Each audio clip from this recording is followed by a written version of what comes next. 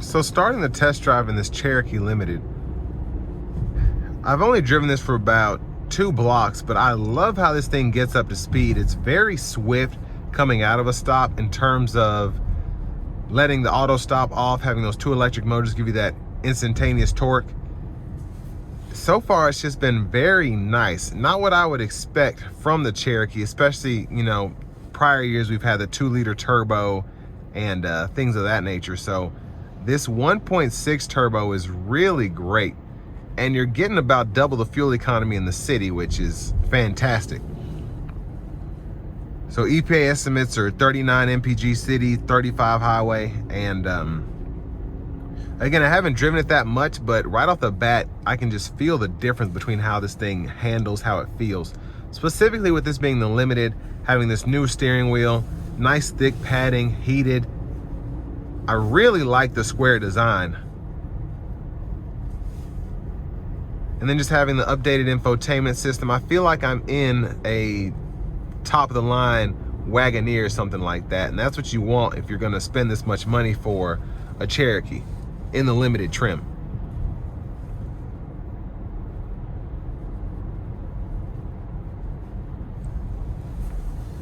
But I don't know if you can sense it, but it's very quiet in here. You're not having that same drone you get from the 2-liter turbo always running, because as you kind of go in and out of corners, slow down, give it throttle, you'll hear that 1.6 kick on and kick off like a traditional hybrid. And one thing I can say about Chrysler's more recent variable transmissions is they're actually really good and relatively fun to drive compared to, let's say, an Infiniti, a Nissan, something like that, even a Chevrolet CVT. Now coming out of the stop, gas engine has not kicked on yet. And there it is there. It kind of lets you know when the gas engine's on and when you're on the electric motors, which is pretty nice.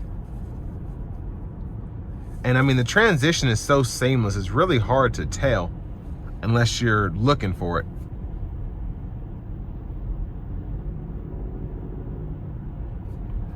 But again, compared to the 2-liter, I like how quiet this 1.6 is. You can still tell it's a turbo 4, but it still has a nice, I guess, groan to it, like you'd expect from, let's say, like a 2.5 4-cylinder or a 3-liter V6.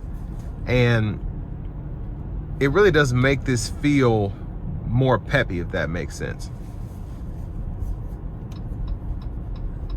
But I mean, it's so simple to drive. There's not a lot going on. It's very relaxing, very comfortable. Now I do want to put it in a sport mode. We're going to give it throttle a couple times, but not going to floor it.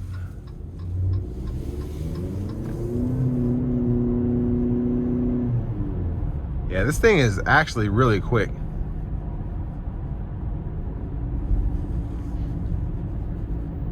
Gonna give myself a little space, try to give it a good pull getting on the highway here.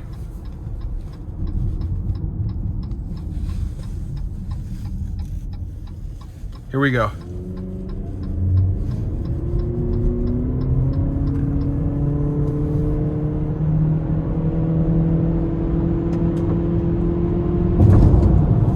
Yeah, that was it wasn't doing much, but it was doing a lot, if that makes sense. It was so swift getting up to speed. And I'm very impressed with this. But we have the active driving assist on now. And so far that's pretty nice as well. As soon as you take your hands off though, it kind of feels you there. So keep that in mind. But in terms of the overall vehicle, I think it's fantastic. I think Stellantis did a great job redoing this Cherokee. It just, everything from the interior to the powertrain, the looks on the outside. I feel like this really does make this something special. Not saying that the old Cherokee was garbage, but I mean, this is just on a different level. And I feel like Jeep is coming to the party, you know, in terms of making these smaller SUVs top tier, making them more of a priority. And you see that here with this new Cherokee. But I think you get a really good SUV for this money again, and it really does have a lot to offer. I think this is gonna be a winner for Stellantis, especially as more people find out that these exist. And with all that being said, this will bring me to the end of my review of this 2026 Jeep Cherokee in the limited trim level.